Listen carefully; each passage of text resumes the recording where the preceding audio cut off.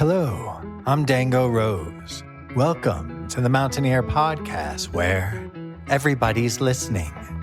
The Mountaineer brings you the latest news of the Peak to Peak region, in print, online, through our podcast, social media, and special publications. Now, listen in to the latest news of the area with our local journalists.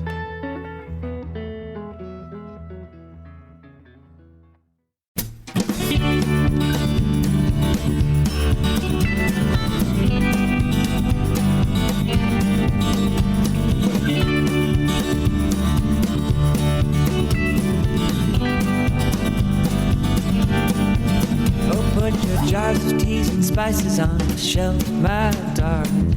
Pour your pretty things out of your pack and hang them up. Welcome back to the Mountain Ear Podcast, where everybody's listening. I'm Barbara Hardt. And I'm Doug Armitage. Thanks for joining us. The intro music is provided by Daniel Wander, who is world-traveled, Rocky Mountain-based singer-songwriter with an all-original sound. His music is influenced by Americana folk, island roots and soul, classic 70s rock, psychedelic jamgrass, and a little bit of country gospel. His debut full-length studio album, Grow, is fresh off the press in May 2022. Grow also features an array of top-notch front-range musicians.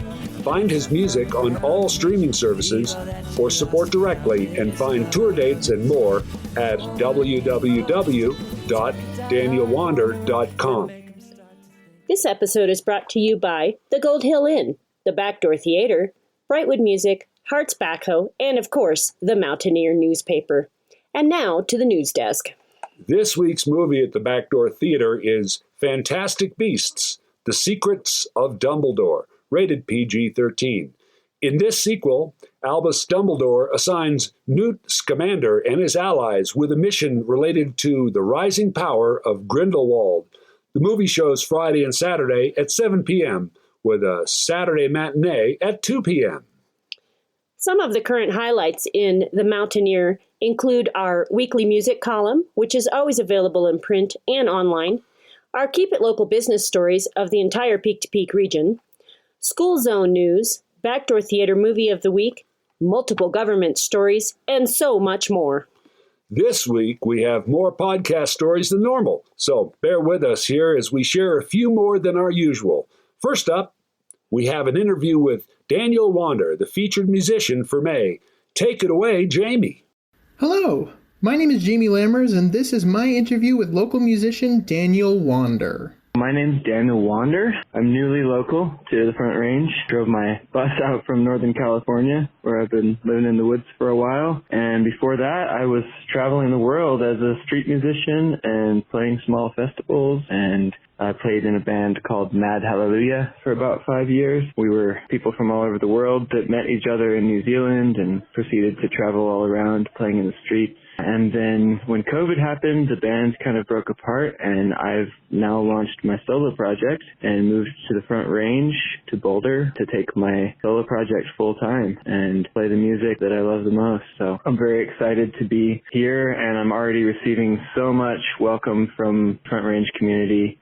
Everyone's been incredibly generous with their time and support. So I've been here for about 6 months now and planning to be here for a lot longer. Your solo stuff is fairly new then. Yeah, so I've been playing solo on the side for a long time. And originally, when I hit the road about a decade ago, I was playing my own music in the streets before I found the band. But yeah, it's new that I'm taking this music full time. So I play acoustic guitar and electric guitar primarily. I play a lot of other things on the side, but I do a lot of finger picking and intricate guitar work, and I like to sing about the experiences of the road and my heart and all the good things. Very earth-based music. So how long have you been interested in music just in general? Like, how did your music career start? What are some of your influences, stuff along those lines? Yeah, so as a kid, I grew up deep in the backwoods of Idaho, homeschooled by a conservative Christian family. I never had a TV,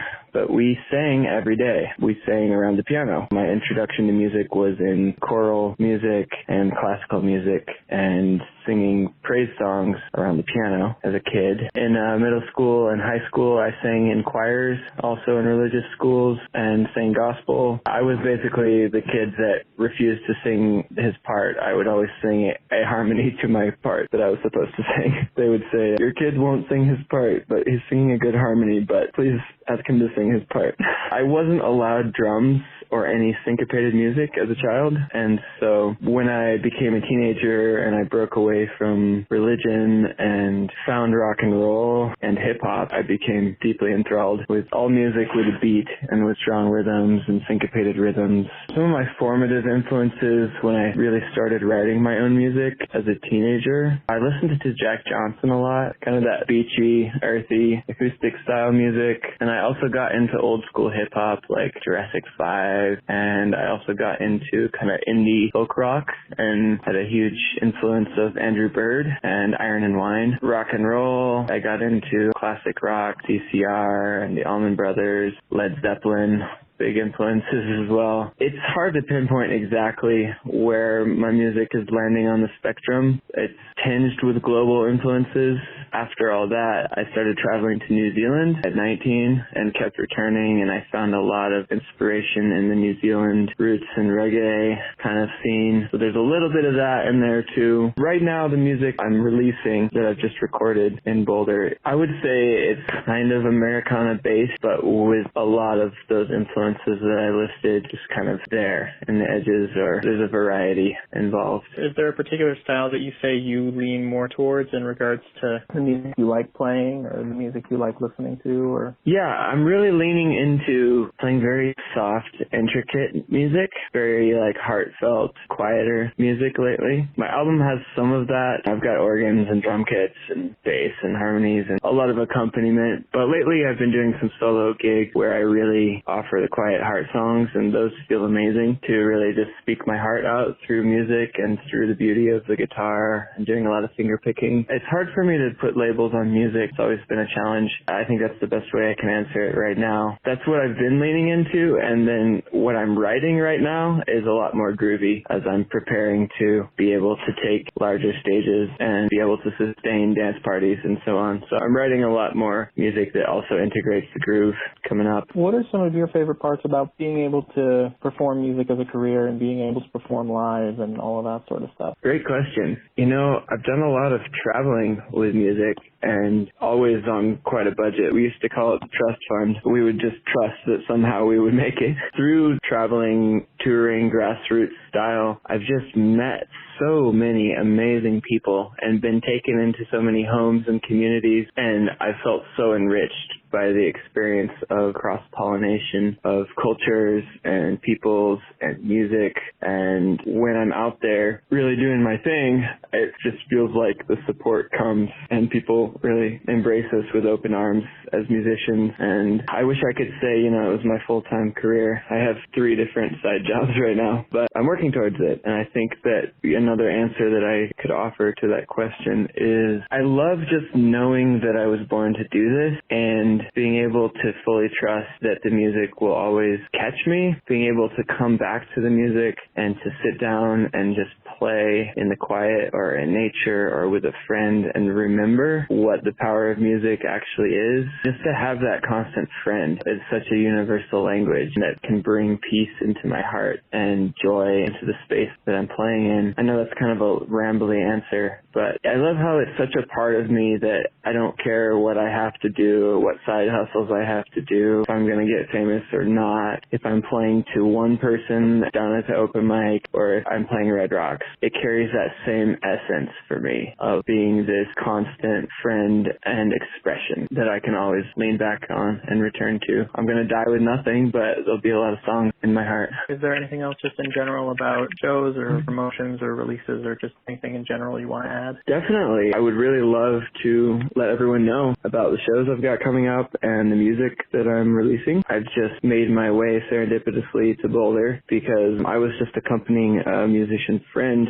who was moving out here, and she recommended that I talk to a guy called Chris at Violet Recording to work on some of my own material. So I was just out here for a week. I booked a few days. days. I was going to do a really simple acoustic album. And then next thing you know, I was here for a month. I'd spent all the money and I had created what I consider to be my first true work of studio art. And also the experience of being here in that time made me move here at the same time, which was really cool. So I just created a 10-track album called Grow. I'm very, very excited about it. It's everything that I've dreamed of for quite a long time. I've released the first 2 singles, so if you go to Daniel Wander on Spotify or danielwander.bandcamp.com if you want to support me directly, you'll see the first release was called Roots and Leaves, and then I released the second one, which is called Little Brother, which is a cool little folk tune. And I've got one coming up on May 6th, one more single called Dream Thrower. And then the one that I really want to get everyone out to is May 28th at Gold Hill. I'm releasing my whole Grow album. I'm going to be supported by the band Coppertail. I'm really excited to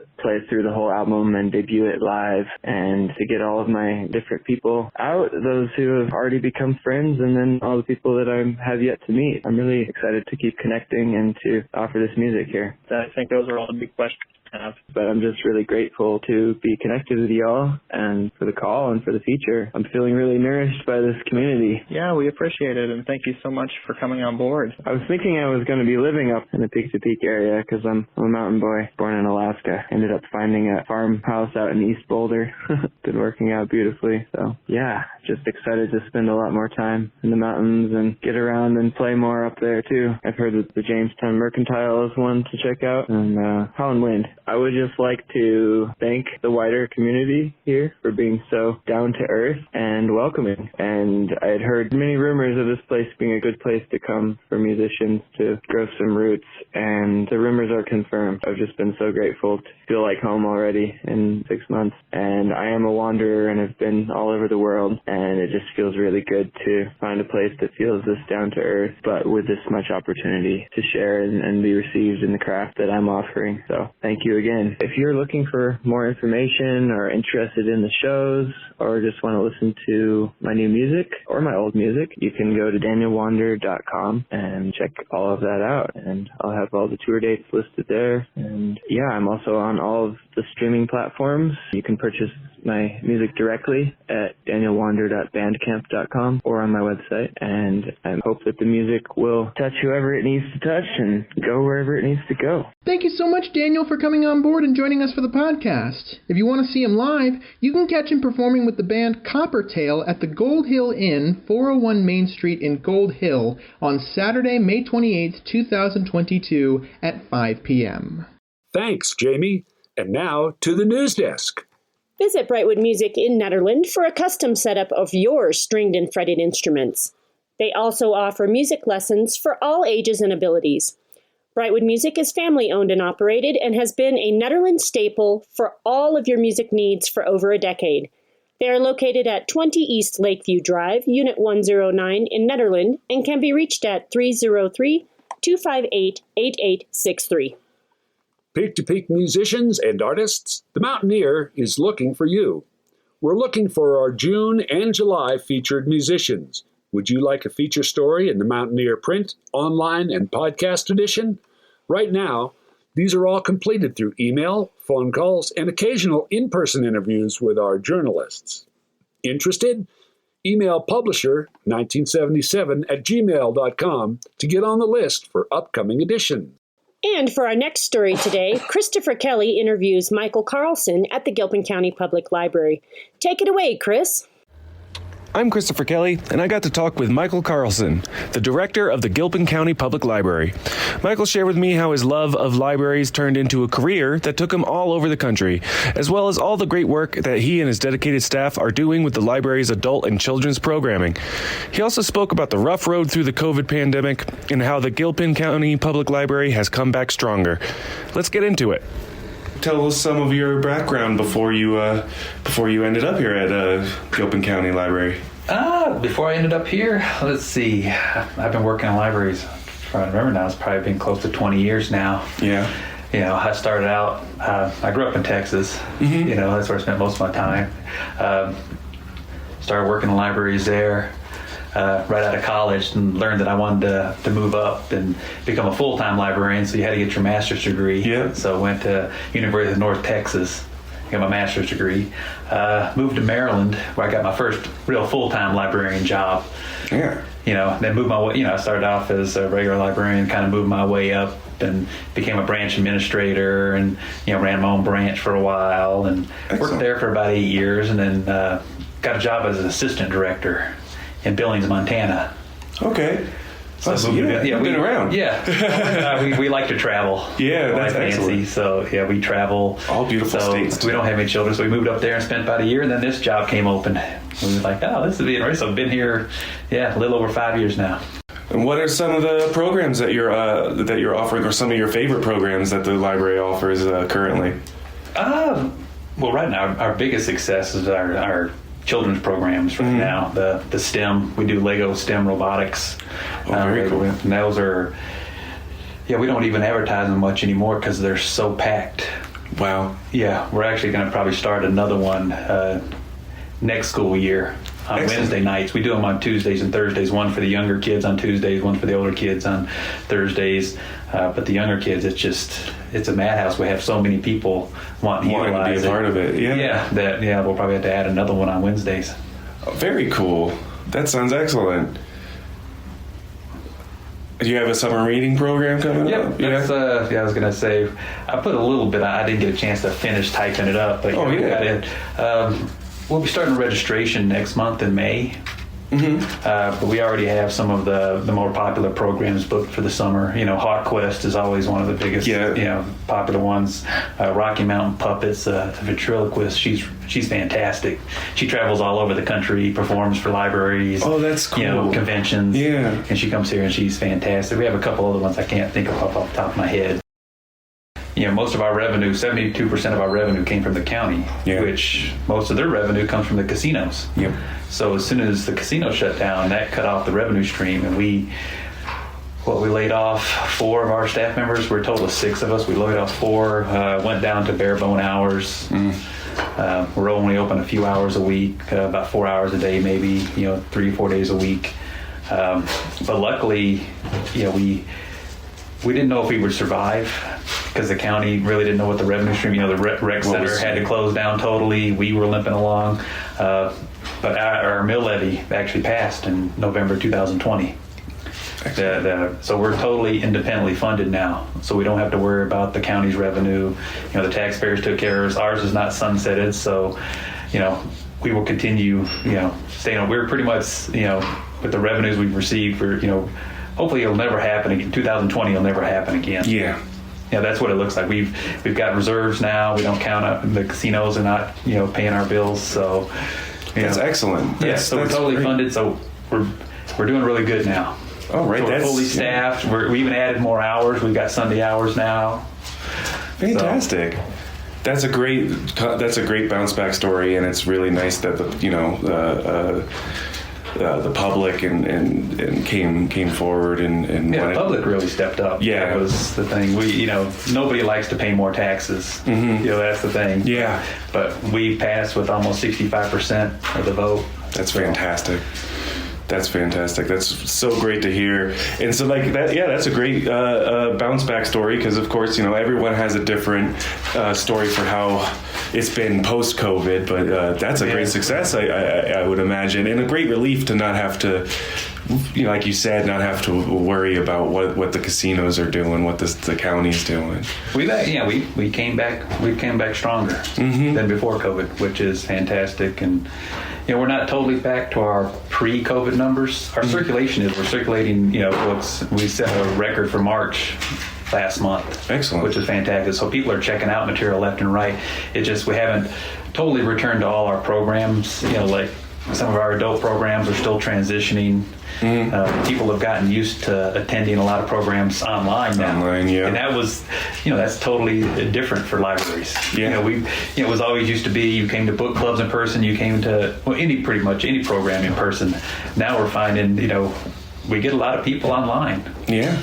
So it's kind of a big transition period for libraries. How to serve people, those people, there's a demand for it. Mm-hmm. You've seen it over the last couple of years. So how do you work that into your traditional library services? Absolutely. Have you had to update any like facilities or update like some of your equipment to have to accommodate to all the online stuff? Actually, we got a really good ARPA grant from the state library. So we were able to buy a lot of the new meeting equipment, the meeting owl, those are fantastic to do hybrid meetings with. Yep. So and we utilized that quite a bit. We used it in our One Book, One County program.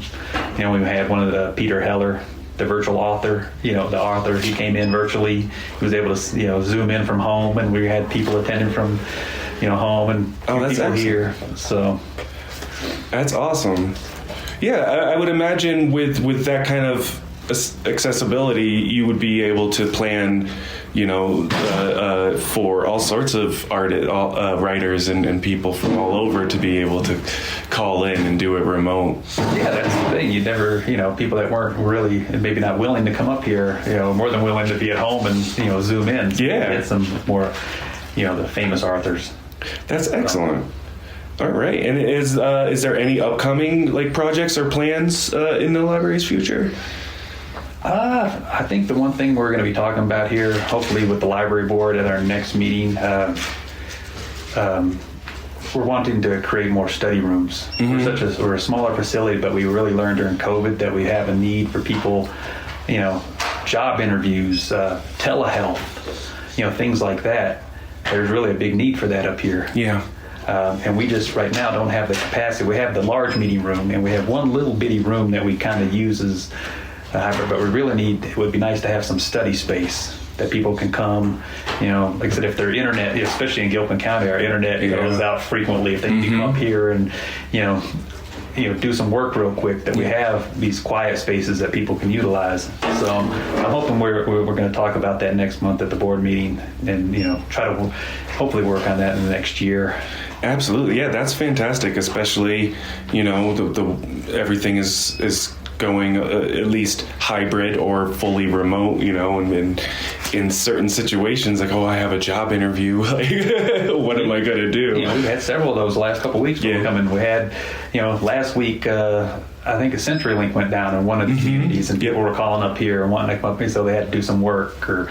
So there's a big demand for quiet study rooms right now. So we're trying to figure out a way we can do it with the footprint that we have. We're only 5,500 square feet. Yeah. What can we, what can we do? What can we move around to make that exactly happen? Yeah. How can we make room? Where can we fit it? Yeah.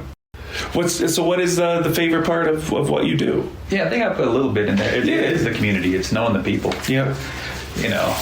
I've worked in larger systems like Billings, Montana, and in Maryland, Frederick, Maryland. It was they were huge communities, and you didn't really get to know your people on a first name basis. But here you do, and I kind of put in there. There's good things about it and bad that you get to celebrate the birth of a child, and you experience these people, but then we've lost a lot of patrons over the years too, which is kind of.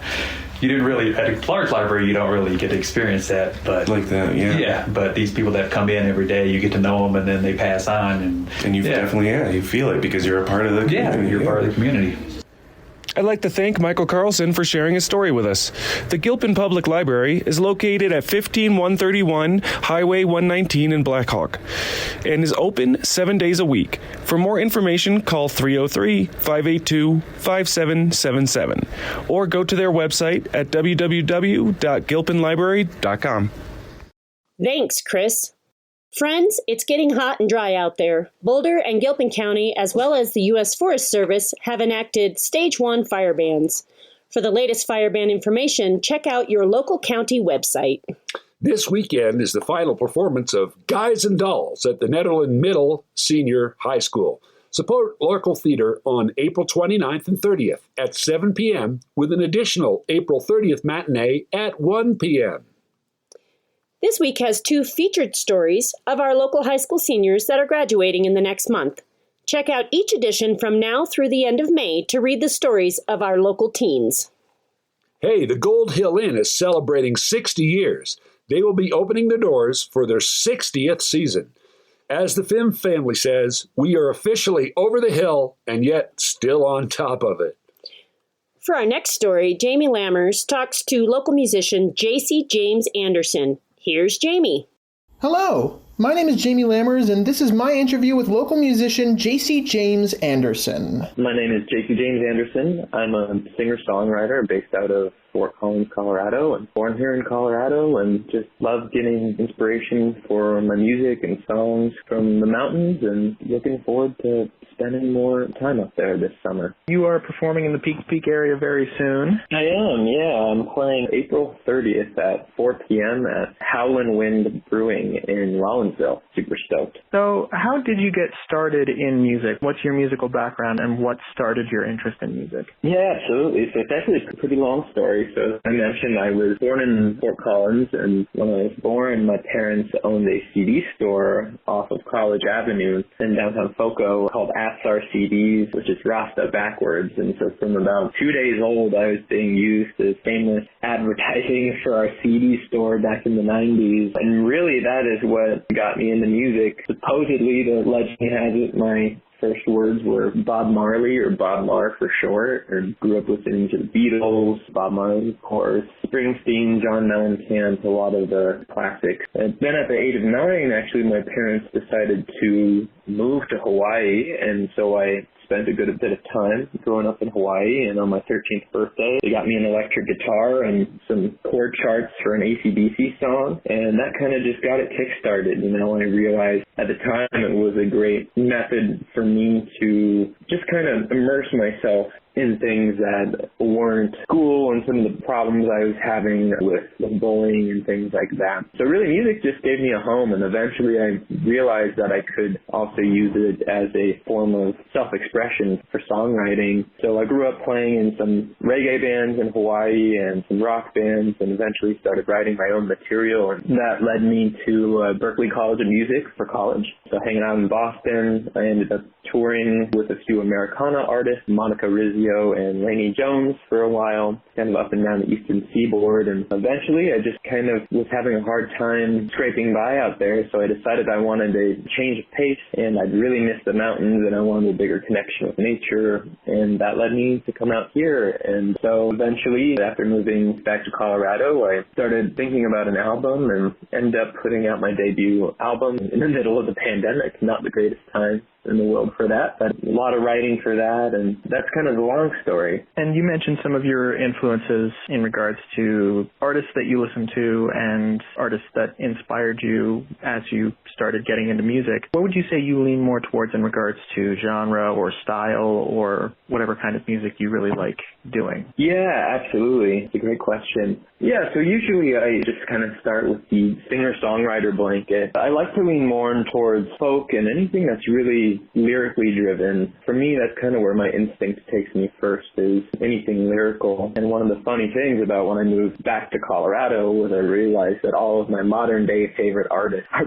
pretty much from Colorado. Gregory Alan Isaacoff, Daniel Rodriguez, Nathaniel Rateliff. So it's really cool to be able to draw from so many lyrically driven songwriters that are from the area. And yeah, I think that kind of leads me to, I guess, a kind of Colorado folk sound is how I would describe it. Just very inspired by all the beauty that we hang out with every day. Is there a particular favorite part that you have about being able to perform live and perform music as a career? Yeah, absolutely. So when I was writing my debut album, I was actually dealing with a lot of, not problems, but a lot of experiences with anxiety and panic. I was actually diagnosed with a panic disorder, which is just a very extreme anxiety disorder. And so I wrote a lot of my music about that experience. And the thing that is so gratifying about being a songwriter and performing live is whenever you can get up on stage and kind of bear your story and your experience and how that be relatable for folks. There's a specific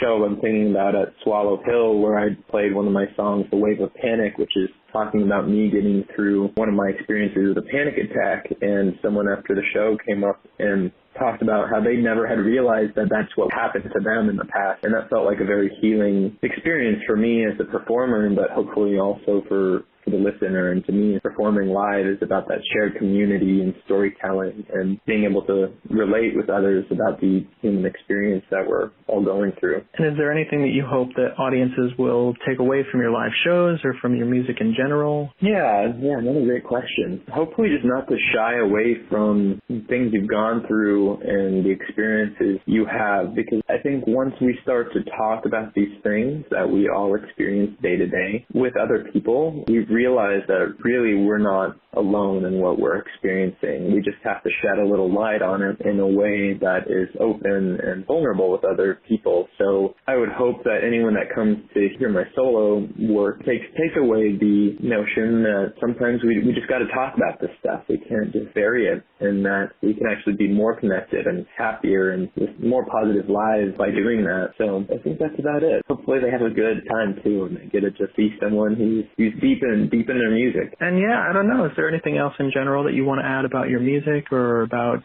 anything coming up or anything you want to promote? Yeah, I think really just the biggest thing would be if anybody's interested in listening to my music. I was very inspired actually by the Peak to Peak area while writing my record. I'd spend a lot of time in the James Peak Wilderness and just soaking up nature, and I feel like a lot of that made it onto my record. And as I mentioned earlier, I released my record at probably the worst time in recorded music history, but it's something I'm so proud of, and I think a lot of people can relate to it. So I would just say for anyone that's interested, please check out my record, Blackout Poetry, on Spotify, iTunes, or wherever you listen to your music, and please connect with me on Instagram or wherever and let me know what you think. I'm really proud of it. Can't say enough about it. I'm just so happy with how it came out, and actually a lot of my heroes play on that record as well. So super proud of it, and just would love anyone to go give it a listen. Yeah, I don't know. I think that's essentially it from me. Those are all the big questions that I can think of. Well, I appreciate you taking the time out of your day for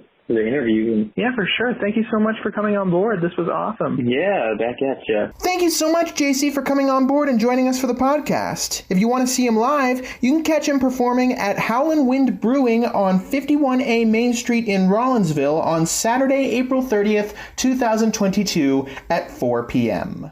Thanks, Jamie. Hey, friends and neighbors, Kathmandu Restaurant in Nederland will be closed on Tuesdays during May. Please visit Wednesday through Monday.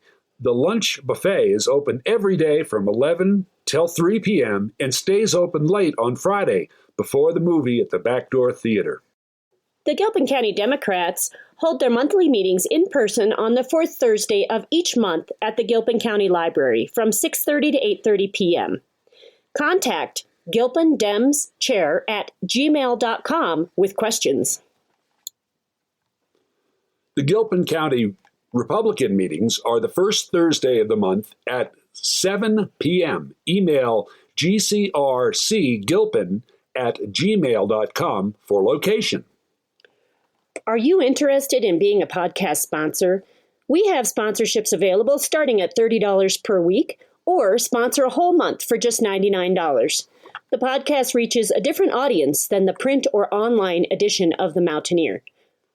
And now, for our final story, we go back to Jamie Lammers for another business story as he talks to Carrie Miner and Ray Smith of Strange Birds and Bird Nest Recording. Hello. My name is Jamie Lammers, and this is my interview with local duo Strange Birds, Carrie Miner and Ray Smith, talking about their recording studio, Bird Nest Recording. I'm Carrie Miner. And Ray Smith. And Strange Birds. Strange Birds. What I wanted to do for this particular interview is combine music and business stuff. You guys have a recording studio that you wanted to promote for the Keep It Local business column of the paper and for the podcast as well. Yeah. You want to talk about that a little bit? Yeah, Bird Nest Recording. I started it about 20 years ago, just recording my own stuff. I play all the instruments in the recording studio, and then I met Carrie, and we combined efforts and created a bigger studio with more capability, and we've been building on it over the years. We have an isolation booth for a singer-songwriter singing and playing acoustic guitar with a drummer in the other room. I should pipe in here and say it was great during the pandemic because you can access our recording booth from outside, so you don't actually have to come into the house. And so Ray was able to record even through the pandemic. Yeah, I had probably 3 projects come through during the pandemic, and they never never even had to come in the house. So it was pretty cool. Yeah, we do work with many different singer-songwriter clients, done sound for film, did the background original score for the Muscle Shoals documentary that came out in 2013 to a lot of acclaim around the world. Just had a piece in The Alpinist, which was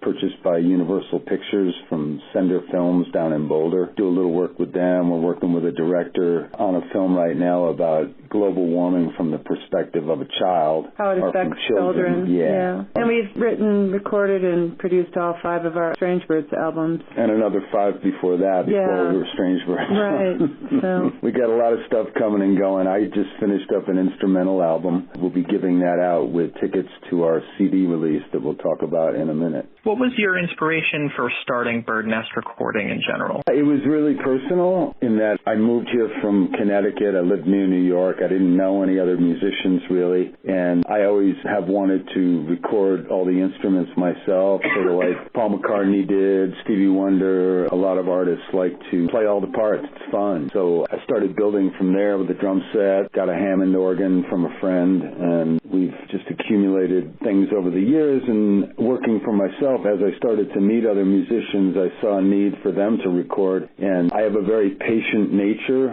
as a producer-engineer, so people ended up enjoying working with me because I don't put a lot of pressure on them. I don't give them a lot of no answers. I always want to explore what's in their mind and kind of be of service to them as the artist, because that's what I like to do with me. So, yeah, the inspiration was just personal, and then it expanded into public. And what do you think makes you guys different from other businesses up in this area? Well, I think one of the things is the fact that I do play all the instruments. I have many singer-songwriters come through who don't have a band, so they record their parts, and like most music these days, it's done in layers. If somebody comes in and they want to play with a whole band, I can record that too, but what makes me unique is that I can accompany these tracks that people give me and make them sound like they had a whole band, expand their production level so that it's more radio-ready and more distributable, more interesting sometimes. And I've done backup vocals for a bunch of projects, Ray, and I can both do that. And I think one of the things we offer is that because we've been in the music business so long is that we just had a client here that had no online presence at all, really good player. So we also encourage people to work with other people that we know who have local businesses to build websites and build some online presence. Spread the love. Yeah. And what would you say is your favorite part about being able to have this business in the area and run this business and just do what you do? Well, it gives us both a chance to be creative outside of our normal comfort level. So sometimes a client comes in and they're doing something that you've never heard or you've never played on, a kind of music or whatever. So it pushes your creative level in that with a good heart, you want to give them something that fits what they've given you. So I love that challenge. In regards to Strange Birds as well, I hear you guys are performing at Gold Hill Inn as well. Yep, we have a couple of other shows in Netherlands. A lot of the local venues all over. We try not to overdo the mountain areas, so we play select shows at places that we really love to play and where people that want to see us will go. And then we play a bunch out in the Front Range, and we travel whenever possible. Yeah. Go East Coast, West Coast. We do small tours, like 10-day tours, and because we have a puppy, so we can't leave her for too long. Till we buy our supersonic van. They've all been bought. Yeah, they have. How did Strange Birds as a band begin? Oh, that's a good question. So as a band, we started, like 20 years ago with Fat Champ. Well, and full band. You and I started as a duo, and then we tried to launch a band, and for several years we did have a band, and we struggled to play shows. We used to play at First Street, and we had played at the old Acoustic Cafe. We did a bunch of stuff up in Park. When Pete's Beaver Park used to be down there, we played there until 1:30 a.m. But then we realized that we wanted to travel more, and as a duo, it just opens up a whole new world because we can travel, the two of us, and because we're a couple, we can share lodging, and it just became more cost-effective. And then things really took off as Strange Birds, even more so, just because I think we were tighter. We didn't have to teach the bass player and drummer our parts. Well, and there's more venue possibilities if you're playing as a duo than there are as a band, particularly key when it comes to getting paid. And doing like house concerts, things like that, where we can actually tell the stories behind our songs. I write a lot of ballads from history, and our new album, Highway Islands, we just launched that last August. We did a 30-day Kickstarter just because we lost all our revenue stream in 2020 and part of 2021, and we were just going for a certain amount because we owned our own studio, and we hit that in 20 days of our 30-day campaign, and we ended up hitting 150% of our goal within 30 days, and that was really, really awesome. And so now we have this brand new body of work, and we're going to have a big party at the Velvet Elk Lounge. The Velvet Elk Lounge is a brand new 200-person music venue that's going to be started by Dave Query next to the Post Brewing down in Boulder. 13th Street. That weekend will be the very first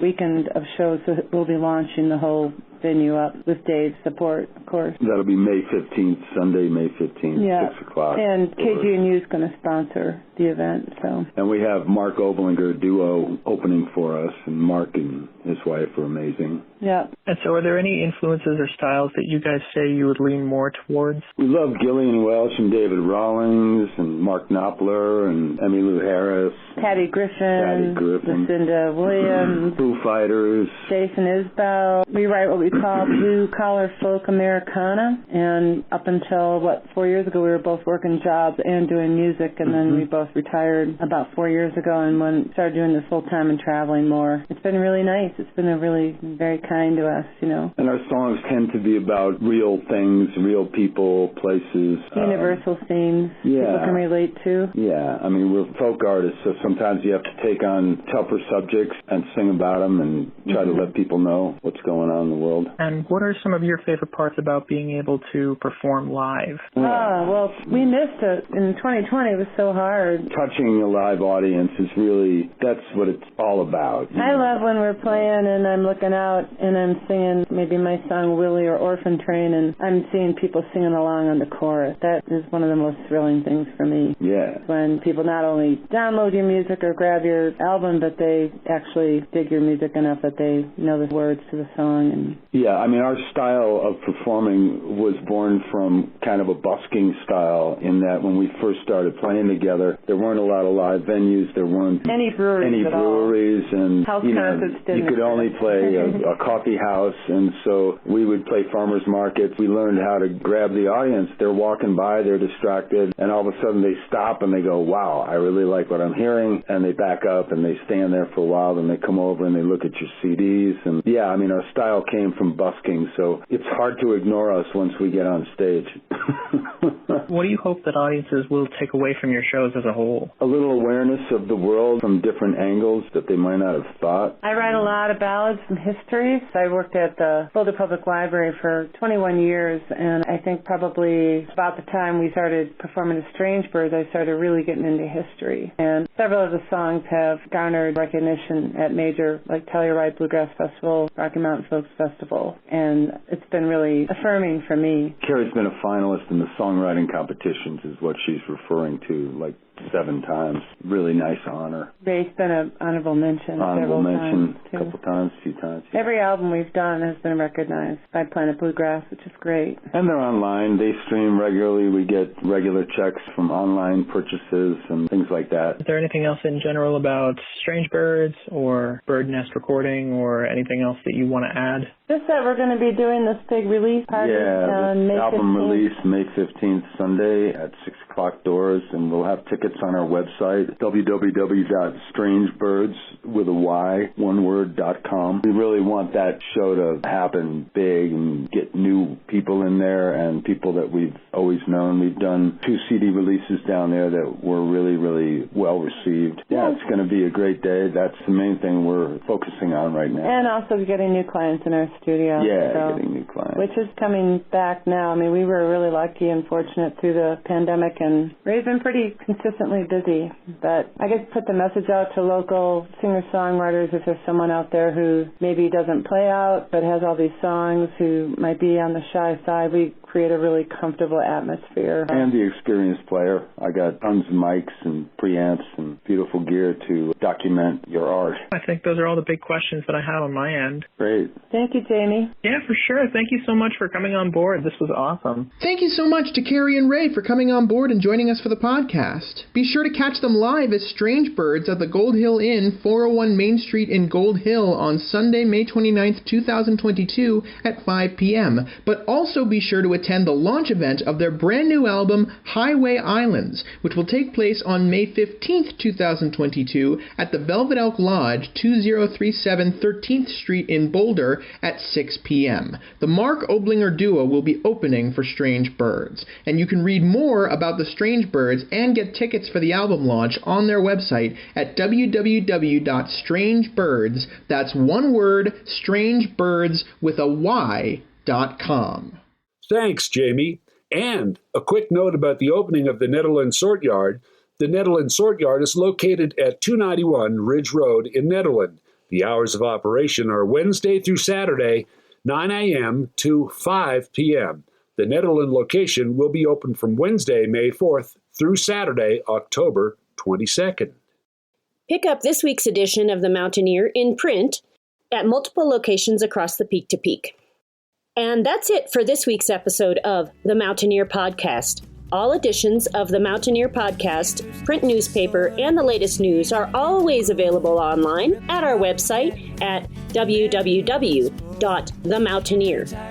And if you need to contact us, please email info@themountaineer.com or call 303-810-5409. Thanks, everyone, for a great podcast. I'm Doug Armitage. And I'm Barbara Hardt. Until next time, thanks for listening. Take a die-hard wanderer and make him start to think about home.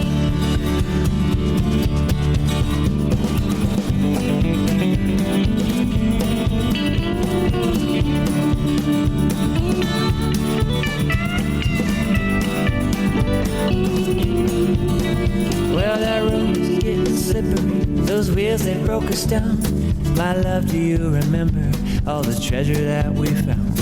In that little white apartment, in that broke down little town. Threw a mattress on the floor, called it settled down until we had to go. And we always had to go. These roots touch the soil and these leaves begin to grow. And we rip them out again when they do. And we leave these borders. Two tired souls searching for a place to park tonight. Will this wildfire light our journey through the dark? Oh, this love is force that tore your roots up from the ground and made you leave all that you lost and found. This love is the only force that can take a die-hard wanderer and make him start to think about home.